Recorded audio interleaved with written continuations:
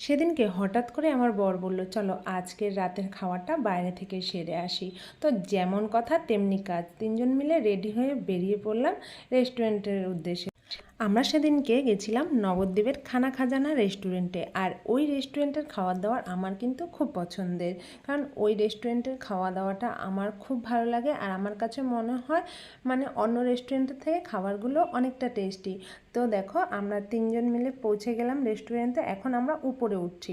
উপরে উঠে আমরা ভেতরে ঢুকে একটা টেবিল নিয়ে বসে গেলাম, আর তার সাথে সাথে দিয়ে দিল আমাদেরকে মেনু কার্ড। তো আমরা মেনু কার্ড দেখে খাবারটা অর্ডার করে দিয়েছি, আর অর্ডার করে দেওয়ার সাথে সাথে আমাদেরকে প্লেটগুলো দিয়ে গেল। আর প্লেটগুলো দিয়ে দেওয়ার পরে তারপরে প্রথমে চলে আসলো স্যালাড, যেটা আমার বর খেতে কিন্তু খুব পছন্দ করে। রেস্টুরেন্টে গেলে ও এইটা সবার ফার্স্ট অর্ডার করে।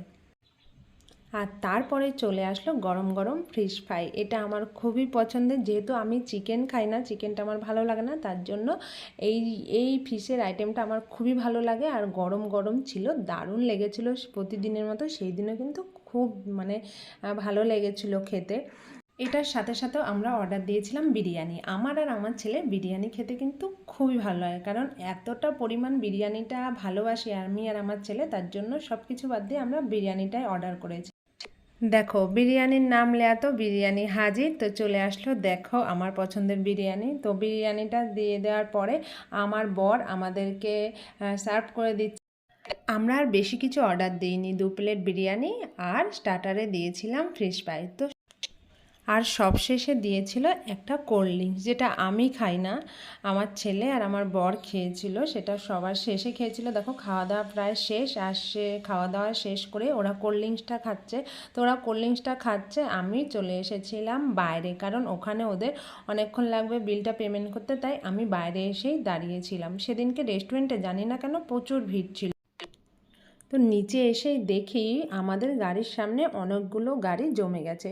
তো আমার বর সেই গাড়িগুলোকে সরিয়ে নিজের গাড়িটা বের করে নিল। আর বাইরে বেরিয়েই দেখি রাস্তার মধ্যে ফুচকার দোকান। আমাকে আমার বর জিজ্ঞেস করলো, ফুচকা খাবে? আমি বললাম অবশ্যই, আমরা মেয়ে মানুষ, ফুচকার লোভ কি সামলাতে পারি বলো। তো আমার বর আর ছেলে কেউ ফুচকা খায়নি, আমি একাই ফুচকা খেয়েছিলাম। ফুচকা খেয়েছিলাম ঠিকই, কিন্তু সেদিনকের ফুচকাটা না খুব একটা জমাতে পারেনি। তো আমার ছেলেকে জিজ্ঞেস করলাম, একটা খাবি? খাবে না। আমার বরকেও বললাম, সেও বলল না খাবো না। ফুচকা খাওয়া দাওয়া শেষ করে এবার আমরা রওনা দিয়ে দিলাম বাড়ি যাওয়ার জন্য। আর বাড়ি যেতে যেতে আমি আমার ছেলেকে দেখালাম, দেখ শোনো, এই চাঁদ মামাটা আমাদের সাথে সাথেও আমাদের বাড়ি যাচ্ছে। আমিও ছোটোবেলায় ভাবতাম কি চাঁদটাও নাকি আমাদের সাথে সাথে আগায়, আমরা যেদিকে যাই চাঁদটাও সেদিকেই যায়। তো যাই হোক, দেখো যাওয়ার পথে রাস্তার মধ্যে দেখতে পেলাম একজন ভুট্টা বিক্রি করছে। আর আমার বর তো ভুট্টা খেতে প্রচণ্ড ভালোবাসে, তাই দেখা মাত্রই দাঁড়িয়ে পড়লো ভুট্টা নেওয়ার জন্য। তো আমি বললাম নরম হবে তো ভুট্টাগুলো? ওই কাকু আমাকে বললো, তুমি মাথা খুঁটেও শক্ত ভুট্টা এখন বের করতে পারবে না। আমি যে শুধু শুধু কেন মাথা খুঁটতে যাব, আপনি বলেছেন সেটাই আমি বিশ্বাস করলাম। আর তারপরে ভুট্টা নিয়ে রাস্তায় আরেক জায়গায় দাঁড়িয়ে আমরা আইসক্রিম নিয়েছিলাম। তো আমার কিন্তু আবার সব রকম আইসক্রিম ভালো লাগে না, আমার বাটারস্কচ আইসক্রিমটাই আমার বেশি পছন্দ। আর আমার ছেলে নিয়ে নিল 2টো চকলেট। আর চকলেট নিয়ে আমরা এবার চলে যাব বাড়িতে।